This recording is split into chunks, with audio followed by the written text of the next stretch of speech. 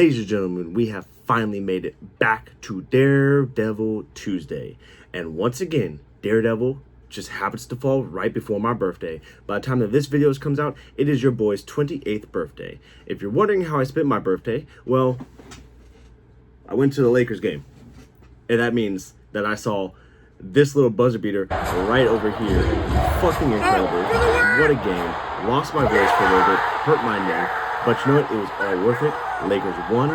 Luka masterpiece. LeBron masterpiece. And now we just get to sit back, enjoy, and watch Daredevil. Now, before we jump into the nitty-gritty of this video, I will say that I don't have any notes prepared for this. It just came out like 4 minutes ago. I'm going to play it, give you my raw reaction, just like I did with the Spider-Man Brand New Day teaser trailer, which if you didn't watch that video, you can check it out over there.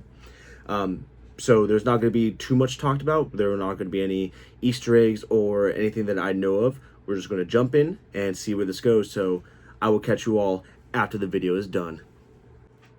Well, we just finished the first episode of Daredevil Born Again, Season 2, Episode 1, raw reactions. Boy, my first thought is, in the first, 3 minutes of this episode, I always forget how fucking amazing Daredevil is.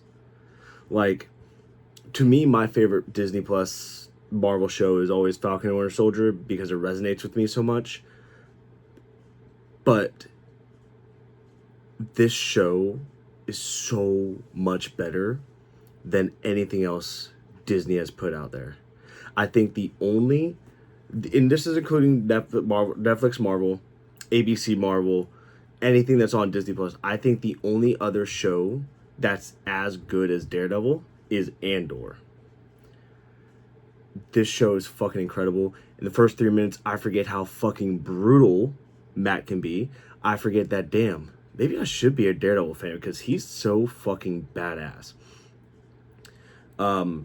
It picked up very fast and very quickly. And then I feel like the story just kind of, it went, and then it,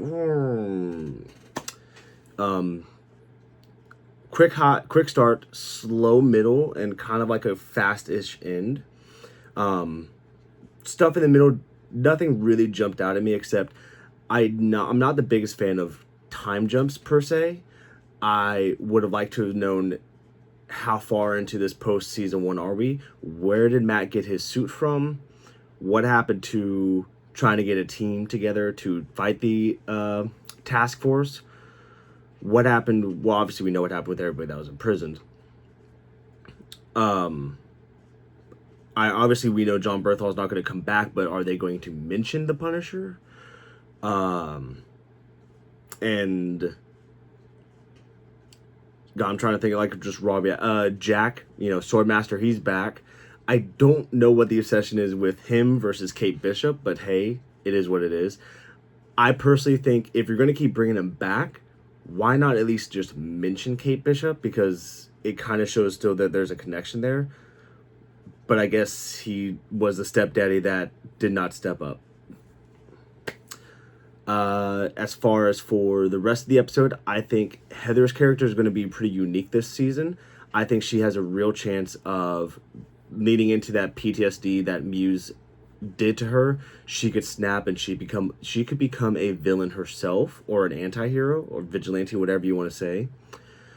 I am very excited for Fisk and Mr. Charles. I think Matthew Lillard, in his little bit that he was here, was great to see. Matthew Lillard is a great actor. I think he seemed like he's going to have a lot of fun in this role, like he does playing Stu Macher. So I'm very excited. And I can't wait to see who he's supposed to be, because the way that Vanessa alluded, obviously Mr. Charles is not his real name. So I'm curious on who he could be. He says he's from Langley, but is he really with the CIA? Could he be with S.H.I.E.L.D., SWORD, Hydra? Who knows? Oh, the end of the episode. Bullseye saving Daredevil. That was... I'm not shocked by that. I think Bullseye has a target on Fisk and Matt and everybody, and he wants to be the one to torture and eventually kill and defeat these enemies. Speaking of Bullseye, I don't know why, but I really hope that eventually we get to see a Buck versus Bullseye, because Buck seems to be a character that is kind of similar to Poindexter, but not exactly. Like, he is Fisk's new hitman, so I'm excited to see what that could do. And oh, the vigilante trials. I'm excited to see if they lean into more vigilantes. Like, we could see Ava as White Tiger. We could see maybe She-Hulk come back, since Matt's not going to be the attorney there, unless he randomly comes back. And yeah, that kind of concludes our first episode. There's not really too much to talk about. I'm excited to see where the season goes. Matt got his ass kicked at the end of it, and he got unmasked. That was crazy. I was so certain Jessica Jones was going to show up at the end of it, but hey, I'll take the bullseye. So with that being said, what do I give the first episode of Born Again Season 2? I give... Oh, wait, no. Hold on. I completely forgot the biggest thing that I thought about while watching this. It's crazy that they did this before was such a big thing. Like, it was still a big thing last year, but now it's even bigger. The AVTF task force, I love that you can make so many parallels with the real world with the ICE situation. It's kind of crazy how, even though in superheroes we still have something that is really connected to something that's happening right now. And of course, just like in real life, I naturally want to see them fail. Like, take that as you will. I'm not going to explain myself unless it becomes a thing.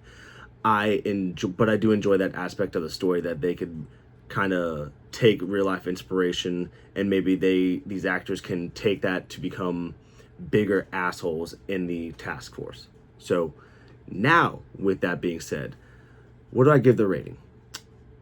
I think it's not as good as the season 1 premiere. It's not as good. It's not the best season premiere. I would give it, on a 5, I'm going to give it a 3.7. It's good enough that it could have been a 4, but it's not exciting. It didn't necessarily do too much for the story to become a 4, if that makes sense. So let me know what you guys think in the comments below. What do you rate this? What are you excited to see in this upcoming season? Who are you excited to see in this season? And without, next week we get a 2 episode, 2 and 3. So sit back, enjoy. I think next week the way I'm going to plan it is same as before. We'll watch the episode 2 raw reaction, and then I'm going to cut the video and we'll jump into episode 3 and the raw reaction. So it'll be 2 episodes in 1. So I hope you guys enjoyed this video. If you did, please make sure to like, comment, share, and subscribe with your friends. And until next time, ladies and gentlemen, I will be catching you all later. Down, stop,